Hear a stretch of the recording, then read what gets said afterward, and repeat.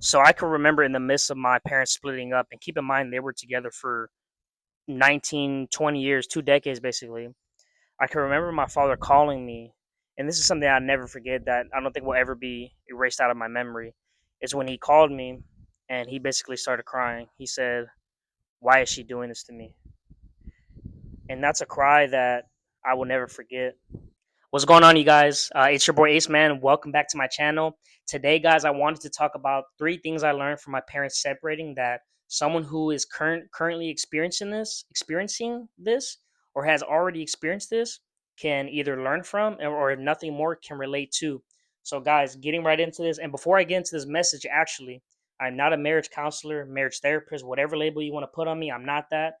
I'm just giving my feedback from my experience. All right, getting right into it now. First one's going to be express how you feel and see if it can be fixed. My parents failed to communicate how they felt because on one side, my mother just buried everything underneath and just hoped everything would change. And then on the other side, my father failed to communicate as well. But he was very stubborn in his ways. He really didn't know how to change sometimes. It wasn't until she left that, slowly he was realizing that, there's certain things that he needs to change and do better with his future partner. So basically have that conversation with your partner, tell them, hey, you know what? This is how I'm feeling. I'm losing feelings.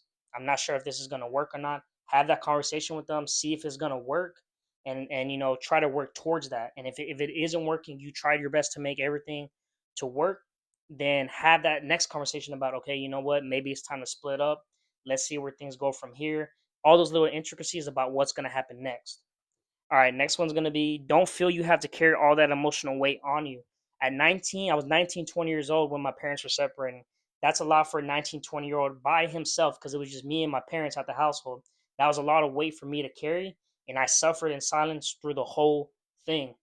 So on one side, I'm having the emotional trauma from my mother, and then on one side, I'm having the emotional trauma from my father. There was countless times I was letting my mom vent, cry. I was crying with her, and vice versa with my dad. Now, keep in mind, my father's like a brick wall when it comes to feelings. He doesn't really express himself too much. He doesn't really cry a lot. So there was one instance where my father called me and he was venting, and it got to a point in the conversation where he started crying and was saying, "Why is she doing this to me?" And he was saying, I'm sorry, sometimes it kind of gets me a little worked up, but he was saying, "Why is she doing this to me?" And it was at that moment, that was that memory that shook me.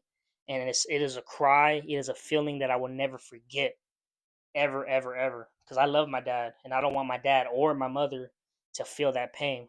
So the fact that they were both feeling that pain, I was feeling that pain from both of them simultaneously, was a lot for me to handle. And like I said, I suffered in silence, which is something I shouldn't have done. I was trying my best to be strong for both of them. So I don't necessarily regret being strong for both of them. But what I should have changed was, talking to someone else, a friend, family member, or therapist, and just telling them how I feel and what I'm going through. Last one's going to be you be the change. And what I mean by you be the change is look at all those mistakes, take all those mistakes that your parents made, and take note of that and tell yourself that's what I'm not going to do with my future family. I'm not going to do that for myself, for my children, because I know how that pain feels. I've seen all the mistakes that were made and I see what those mistakes led to.